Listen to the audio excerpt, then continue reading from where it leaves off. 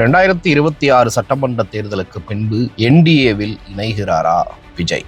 10 to 16 இடங்கள் வரைக்க தமிழக வெற்றிக் கழகம் வெற்றி பெறும் ஒரு தொங்கு சட்டசபை உருவாகுவதற்கு வாய்ப்புகள் இருக்கிறது என்று சில பத்திரிகையாளர்களும் வலதுசாரி அமைப்பு ஆதரவாளர்களும் பாஜக அதிமுகவை சார்ந்த நபர்களும் தொடர்ந்து ஊடகங்கள்ல ஒரு நரேட்டிவை கட்டமைச்சுக்கிட்டு வராங்க.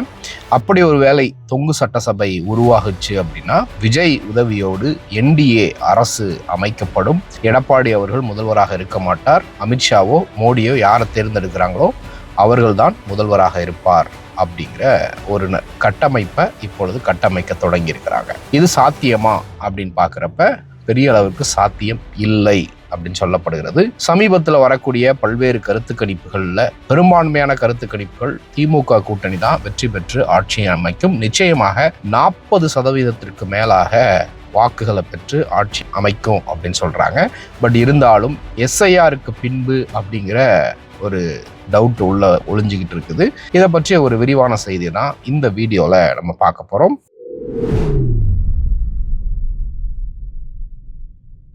கோபாசை நண்பர்களுக்கு வணக்கம்.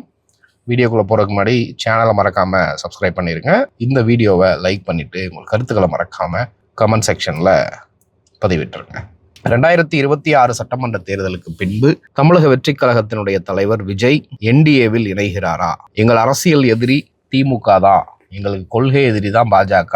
அவர் கட்சி ஆரம்பிச்சு முதல் மேடையில கொள்கை எதிரி பாஜக அப்படின்னு அறிவிச்சதோடு சரி, அதுக்கப்புறம் பெரிய அளவுக்கு பாஜகவையோ அதிமுகவையோ விமர்சனம் பண்றத பெரிய அளவுக்கு பார்க்க முடிகிறது இல்லை அப்படிங்கிறத பார்க்குறோம். அது மட்டும் இல்லாம விஜய் இல்ல ஆதவர்ஜுனா தெருவில் வந்து ஒரு நாய்க்கு உடம்பு முடியலனா கூட அதுக்கு திமுக தான் காரணம் அப்படிங்கிற லெவலுக்கு தொடர்ந்து திமுக வெர்சஸ் தாவேகா அப்படிங்கிற ஒரு நரேட்டிவை கட்டமைக்கிறதுக்கு விஜயும் ஆதவர்ஜுனாவும் தாவேகாரர்களும் ஒரு முயற்சி பண்ணிக்கிட்டு இருக்கிறாங்க. அந்த முயற்சியில் அவர்கள் வெற்றி அடைவார்களா அப்படிங்கிறது தேர்தலுக்கு பின்பு தெள்ள தெளிவாக தெரிந்துவிடும் அப்படிங்கிறத பார்க்குறோம். சென்னை அப்புறம் ஒரு சில மாவட்டங்களில் நகர்ப்புற பகுதிகளை தாண்டி வேற எங்கேயுமே தாவேகாவுக்கு உட்கட்டமைப்பும் கிடையாது, வேட்பாளர்களும் கிடையாது, கட்சியில் வேலை செய்கிறதற்கும் ஆட்கள் இல்லை அப்படிங்கிறத கிரவுண்டில் போய் பார்த்தா நம்மளால் எளிதாக கண்டுபிடிக்க முடியும். எஸ்ஐஆருக்கு பின்பு அப்படிங்கிற ஒரு சிச்சுவேஷன் இருக்கிறதுனால தான் திமுகவும் சோர்ந்து போயிடாம இல்லை மெத்தனமாக இருந்துடாம நம்ம கடைசி நேரம் வரைக்கும் கடுமையாக உழைக்கணும் அப்படிங்கிற ஒரு உழைப்பை செலுத்திக்கிட்டு வர்றதை பார்க்க முடியுது. ஸோ 2026 சட்டமன்ற தேர்தலில் தொங்கு சட்டசபை உருவாகுமா அப்படிங்கிற கேள்விக்கு பதில் பார்த்தீங்கன்னா அப்படி ஒன்று உருவாகுவதற்கான வாய்ப்புகள் அதிகமாக இருக்குன்னு வலதுசாரி பத்திரிகையாளர்கள், வலதுசாரி ஆதரவாளர்கள், பாஜகக்காரர்கள் இல்லை அதிமுகக்காரர்கள் தொடர்ந்து வலைதளங்கள்லையும் யூடியூப் சேனல்களில் கொடுக்கக்கூடிய பேட்டிகள்லையும் அப்புறம் பொதுவாக அவர்கள் நியூஸ் சேனலில் கொடுக்கக்கூடிய பேட்டிகள்லையும் ஒரு நரேட்டிவை கட்டமைச்சிக்கிட்டு வராங்க. சமீப காலத்தில் வந்த பெரும்பான்மையான தேர்தலுக்கு முந்தைய கருத்து கணிப்புகள் பார்த்தீங்கன்னா திமுக ஆட்சி அமைக்கும், திமுக கூட்டணி ஆட்சி அமைக்கும், நிச்சயமாக 140 to 180 இடங்கள் வரைக்கும் வெற்றி பெறுவார்கள் அப்படின்னா பெரும்பான்மையான கருத்து கணிப்பு நிறுவனங்கள் சொல்றாங்க. சமீபத்தில் வந்த லோக்பால் நிறுவன கருத்து கணிப்புமே கூட அவர்கள் பல்வேறு கருத்து கணிப்புகளை ரொம்ப அக்யூரேட்டாக சொல்லியிருக்கிறாங்க. பல இடங்களில் பாஜகவை குறித்த கருத்து கணிப்புகளும் அப்படியே நிறைவேறி இருக்கிறத பார்க்குறோம். ஸோ இப்போ சமீபத்தில் அவங்க கொடுத்ததுமே பார்த்தீங்கன்னா நிச்சயமாக 180 இடங்களை அவர்கள் திமுக கூட்டணி வந்து வெற்றி பெறும் அப்படின்னு சொல்லியிருக்கிறாங்க. அதே நேரத்தில் தமிழக வெற்றிக் கழகத்தினுடைய தலைவர் விஜய் அவர்கள் 10 to 12 இடங்கள் வரைக்கும் வெற்றி பெறுவதற்கான வாய்ப்புகள் இருக்குன்னு சொல்கிறாங்க. அதிமுக கூட்டணி 40 to 60 தான் வருவாங்க அப்படிங்கிற மாதிரி ஒரு கருத்தை சொல்லியிருக்கிறாங்க. இது சாத்தியமா அப்படின்னு பார்த்தீங்கன்னா ஒரு வகையில் இது நடப்பதற்கான சாத்தியக்கூறுகள் இருக்குது அப்படின்னு சொல்கிறாங்க. ஏன்னா திமுகவே 200க்கு 200 அப்படிங்கிற ஒரு டார்கெட்டை வச்சு வேலை செஞ்சுட்டு இருக்கிறாங்க அப்படிங்கிறத பார்க்குறோம். இந்த எஸ்ஐஆர் ஆக்டிவிட்டீஸில் உண்மையாகவே பிஜேபி ஏதாவது உள்ளடி வேலை பண்ணியிருக்குது தேர்தல் ஆணையத்தினுடைய உதவியோட அப்படின்னு ஒரு எடுத்துக்காட்டுக்கு வச்சா கூட இன்றைக்கு இருக்கக்கூடிய காலகட்டங்களில் திரு ஸ்டாலின் அவர்களுக்கு சாதகமாக களம் வந்து உருவாகி இருக்கு. ஏன்னா இது வந்து 2 முனை போட்டி இல்லை 4 முனை போட்டி 5 முனைகள் போட்டி அப்படின்னு சொல்றதை தாண்டி திமுக கூட்டணி கட்சிகள் எல்லாம் இன்டாக்டா இருக்கிறாங்க. அது போக மக்கள் நீதி மையம், பிரேமலதா விஜயகாந்த், அதுக்கப்புறம் இன்னும் பல்வேறு அமைப்புகள் வந்து திமுக கூட்டணியில் இணைஞ்சிருக்கிறாங்க. ஸோ இவர்களுடைய வாக்கு சதவிகிதங்கள் எல்லாத்தையும் நீங்கள் கணக்கெடுத்து பார்த்தா மினிமம் 40%, மேக்சிமம் 52% வரைக்கும் அவர்களுடைய வாக்கு சதவீதங்கள் இருக்குது. எஸ்ஐஆர் ஆக்டிவிட்டீஸில் இதில் வந்து ஒரு 5% இல்லை 10% போனால் கூட 40% ஓட்டுகளோடு திமுக வந்து மெஜாரிட்டியாக ஆட்சிக்கு வருவதற்கான பாசிபிலிட்டிஸ் வந்து அதிகப்படியாக இருக்கிறது அப்படின்னு சொல்லப்படுது. அதே நேரத்தில் ஆப்போசிஷனில் பார்த்தீங்கன்னா எடப்பாடி பழனிசாமி அதிமுகவாக இருக்கட்டும், பிஜேபியாக இருக்கட்டும், தமிழ் மாநில காங்கிரஸாக இருக்கட்டும், இப்போ தமிழ் மாநில காங்கிரஸ் அப்புறம் இன்னும் ஒரு சில சின்ன சின்ன கட்சிகள்லாம் பொறுத்த வரைக்கும் அது ஒட்டுமொத்தமாக பிஜேபி அப்படின்னு தான் அறியப்படணும். ஏன்னா எல்லாருமே தாமரை சின்னத்தில் தான் நிற்கிறாங்க. அதிகப்படியாக 36 தொகுதிகள் வரைக்கும் தாமரை சின்னத்தில் நிற்க போகிறாங்க அப்படிங்கிறது தற்போது வரைக்கும் வந்திருக்கக்கூடிய தகவலை பார்க்க முடியுது. அடுத்து பார்த்தீங்கன்னா டிடிவி தினகரன் அப்புறம் பாமக.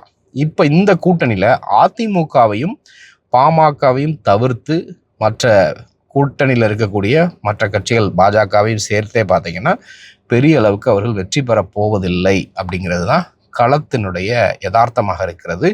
அதனை தெரிஞ்சுக்கிட்டு தான் நம்ம ஒரு கேவலமான தோல்வியை சந்திச்சிடக்கூடாது அப்படின்னு முக்கியமான தொகுதிகள் எல்லாத்தையும் எடப்பாடி பழனிசாமி தன்னுடைய கைவசம் வச்சுக்கிட்டு எங்கெல்லாம் வந்து ஏடிஎம்கே ஜெயிக்கிறதுக்கு பாசிபிலிட்டி கம்மியாக இருக்கோ அங்கெல்லாம் வந்து அதை கூட்டணி கட்சிகளுக்கு குறிப்பாக பாஜகவுக்கு தள்ளி விட்டுருக்கிறாரு அப்படிங்கிறத பார்க்குறோம்.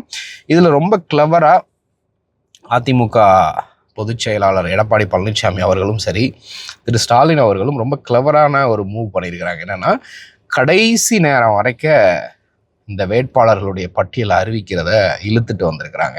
எல்லாரும் வந்து ஒரு விமர்சனம் வச்சாங்க, அதிமுக கூட்டணி பேச்சுவார்த்தைக்கு இழுபறியாக இருக்கிறது, திமுக கூட்டணி பார்த்தீங்களா இன்டாக்டாக இருக்கிறாங்க அப்படின்னு ஒரு 2 மாதங்களுக்கு முன்பு வரைக்கும் அப்படி ஒரு கருத்து இருந்துச்சு.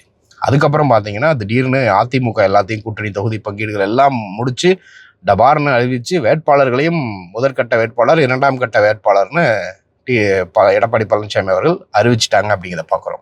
இப்போதைக்கு என்டிஏ கூட்டணியை பொறுத்த வரைக்கும் பிஜேபியை தவிர்த்து மற்ற எல்லாருமே அவர்களுடைய வேட்பாளர்களை அறிவிச்சிட்டாங்க அப்படிங்கிறத பார்க்குறோம்.